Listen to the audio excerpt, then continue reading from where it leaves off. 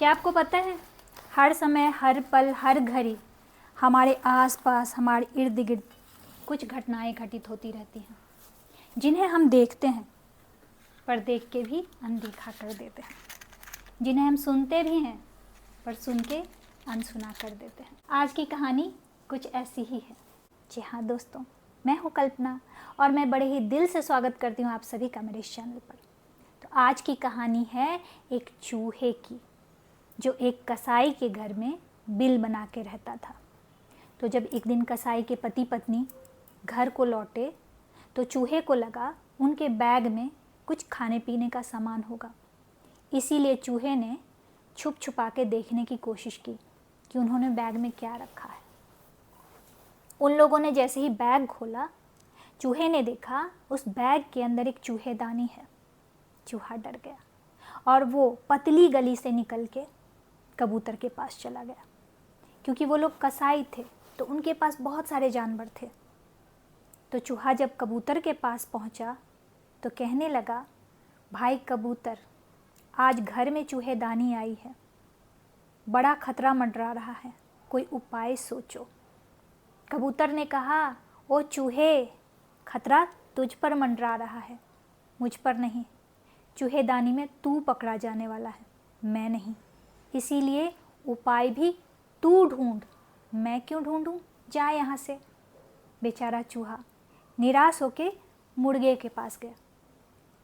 मुर्गे से कहने लगा, भाई मुर्गा, बड़ी मुसीबत आन पड़ी है, घर में चूहेदानी आई है, निश्चित रूप से हम सबके जान को खतरा है, कोई रास्ता सोचो, कुछ उपाय सोचो।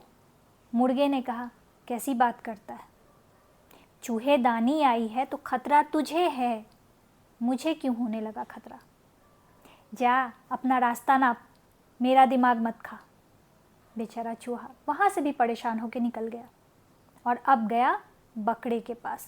गिड़गिड़ाते हुए, मिन्नतें करते हुए चूहे ने बकरे से कहा, ओ बकरे भाई, बहुत बड़ी समस्या आन पड़ी है, घर में चूहेदानी आई है, बहुत बड़ा खतरा है, कुछ ना कुछ रास्ता तो निकालना ही पड़ेगा, अन्यथा हम सब मुसीबत में आ जाएंगे। बकरे ने कहा, मुसीबत में कोई नहीं आने वाला सिवाय तेरे। चूहेदानी में चूहे पकड़े जाते हैं, बकरे नहीं। जा मेरा दिमाग मत खा, रास्ता नाप। चूहे के सामने अब कोई रास्ता नहीं था। वो चुपचाप घर से छुप छुपा के कहीं बाहर किसी बिल में घुस गया। इधर रात को चूहेदानी की जो गेट थी, खिड़की थी, वो खट से बंद होने की आवाज़ आई और कसाई की पत्नी ने सोचा कि चूहा फंस गया। लेकिन उस चूहेदानी में एक जहरीला सांप फंस गया था।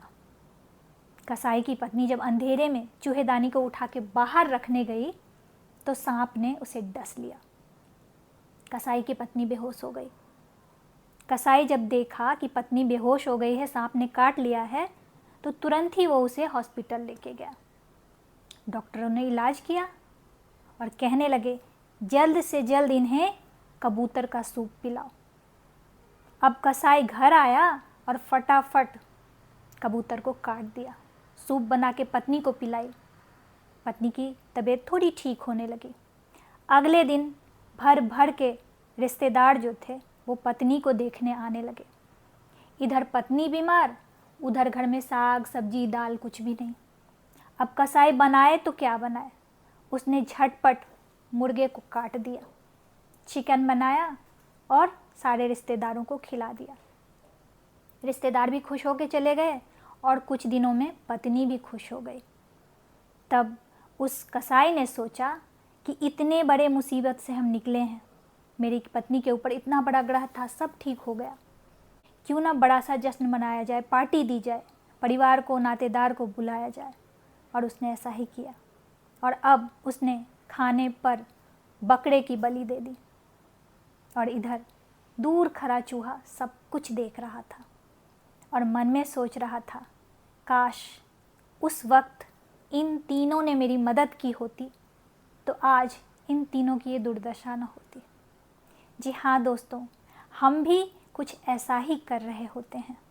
हम जिस समाज में रहते हैं उस समाज में हम कॉन्शियसली या अनकॉन्शियसली एक दूसरे से कनेक्टेड रहते हैं और ज़रूरत पड़ने पर मदद करने के लिए या मदद मांगने के लिए एक दूसरे के घर का दरवाज़ा खटखटाते रहते हैं। लेकिन मदद मांगने वाले के लिए दरवाज़ा हमेशा बंद कर लिया जाता है, ये सोच के कि मुसीबत उस पे आई है, ये सोच के कि प्रॉब्लम उसका है। ये मत भूलो, जो प्रॉब्लम आज उसका है वो प्रॉब्लम कल तुम्हारा भी हो सकता है। तो आगे बढ़ के उसकी मदद करो, आखिर वो तुम्हारा पड़ोसी है, तुम्हारा सगा है, संबंधी है। अब तुम सोचोगे कि मैंने उसकी मदद कर भी दी तो क्या हुआ, कल मेरे ऊपर मुसीबत आएगा तो क्या ये मेरी मदद करेगा? हो सकता है ना करे, क्योंकि इंसान एहसान फरामोश होता है। लेकिन वो मदद करे या ना करे, तुम्हारे दिल को सुकून मिलेगा। वो मदद करे या ना करे, इस मुसीबत से लड़ने की शक्ति तुम्हारे अंदर आएगी, तुम्हारा कॉन्फिडेंस बिल्ड होगा। वो मदद करे या ना करे, तुमने लाइफ में एक लेसन सीखा, तुमने एक एक्सपीरियंस हासिल किया। यही सोच के मदद कर दो। कैसी लगी ये कहानी? अगर कहानी अच्छी लगी हो तो अपने फैमिली और फ्रेंड में शेयर कर दीजिए। वीडियो अच्छा लगा हो तो डेफिनेटली इसे एक लाइक कर दीजिए और सब्सक्राइब कर लीजिए मेरे यूट्यूब चैनल को। चलिए अब आप सबसे मिलती हूँ एक नई वीडियो में एक नई कहानी के साथ। तब तक के लिए आप सबको जय हिंद।